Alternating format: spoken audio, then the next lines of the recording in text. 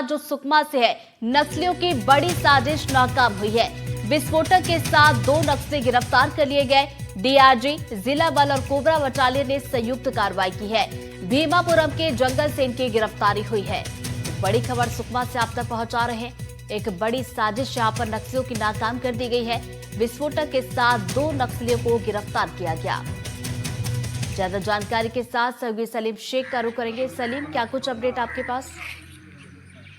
जी, police को और सुरक्षा बलों को एक बड़ी कामयाबी मिली है। गोमगुड़ा के जंगलों में आज पुलिस गश्त पर निकली थी और यहाँ माओवादियों की एक बड़ी टीम मौजूद होने की सूचना मिली थी, जिसके बाद एक बड़ी कार्रवाई की गई और मौके से 2 नक्सलियों को गिरफ्तार किया गया है, जिनके पास विस्फोटक सामग्री भी बरामद की गई है और दोनों नक्सलियों पर 5 लाख का इनाम है और लंबे समय से पुलिस इनकी तलाश कर रही थी।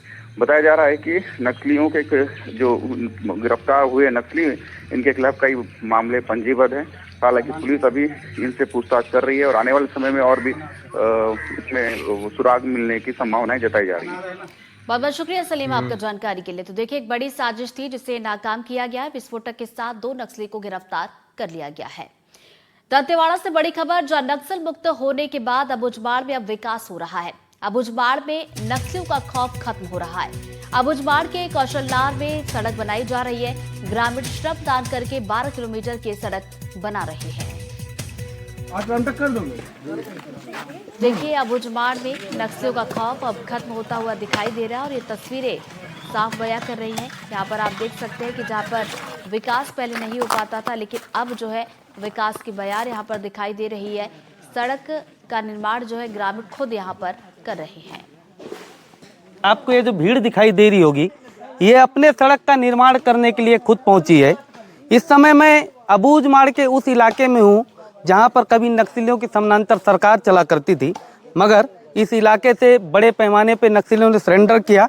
अब यह इलाका शांति के टापू में तब्दील हो रहा है, मगर ग्रामीणों को अभी भी मूलभूत समस्याओं से जूझना पड़ रहा है। उन्हें अपनी खुद की सड़क स्वयं निर्माण करनी पड़ रही है। आप देख सकते हैं कि ये जो रापा, कुदाली और फावड़ा लेकर के ग्रामीण पहुंचे हैं, ये किसी विभाग के द्वारा या किसी ठेकेदार के द्वारा निर्माण कराई जाने वाली सड़क नहीं है। इसे ग्रामीण खुद से ही अपने स्वयं श्रमदान से निर्माण कर रहे हैं, क्योंकि उनके गांव में ना तो एम्बुलेंस पहुंचती है, ना तो शिक्षक पहुंचता है। कोई अधिक बीमार हो जाता है तो कांवड़ से उसे ले जाया जाता है और कई बार वह अस्पताल पहुंचते पहुंचते अपनी जिंदगी से हाथ धो बैठता है। अपनी सड़क खुद से ही बना रहे हैं। ही बना रहे। यह जो जगह है यह फॉरेस्ट वन विभाग दंतेवाड़ा में आता है और राजस्व बीजापुर में आता है। कुछ जनप्रतिनिधि उनसे ही पूछते हैं। क्या नाम लिखते हैं आप? मैं मंगलोराम पदामी कौशलनार वन का सरपंच हूँ।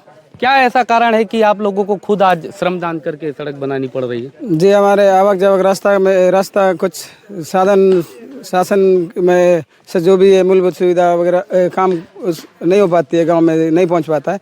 इसके चलते हम अपने थ्रू श्रमदान के तौर पे काम कर रहे हैं, रोड बना रहे हैं। क्या लगता है नक्सली समस्या की वजह से सड़क नहीं बन पा रही थी क्या? जी, पहले नक्सलियों के डर से शासन भी ध्यान नहीं देता था सर। अभी तो नक्सल मुक्त ही समझो, उतना नहीं है सर, डर भय नहीं है।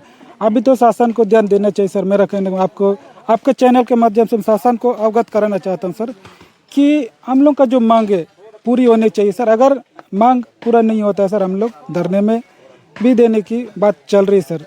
क्या लगता है कि नक्सलियों के खत्म होने के बाद में कितना बदलाव आने की संभावना है इस इलाके में? जी सर, अभी तो नक्सल का डर कोई नहीं है सर, ऐसा है ही नहीं। पहले जैसे डर था। अभी रोड बने और अच्छा बने तो तब अपना गांव भी विकास होगा, ऐसा लोगों का कहना, अपना जनता का कहना है सर।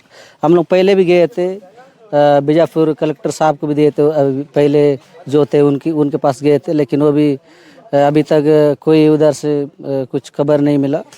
तो मांग हम लोग पहले बहुत दिन से रख रहे हैं। जहाँ पर सरकार नहीं पहुँचती, जहाँ प्रशासन तक आवाज़ नहीं पहुँचती, वहाँ पर ग्रामीणों को खुद अपना कदम उठाना पड़ता है। सरकार को यहाँ पहुँचना चाहिए, प्रशासन के लोगों को यहाँ इनकी सुनना चाहिए और इस सड़क बनाने में उनकी मदद करनी चाहिए, ताकि मूलभूत सुविधाएं उन तक पहुँच सकें। क्योंकि जब तक मूलभूत सुविधाएं नहीं पहुँचेंगी तो इसीलिए नक्सलवादी इन इलाकों में कई सालों तक पनपा है। NDTV के लिए पंकज सिंह भदौरिया, कौशलनार।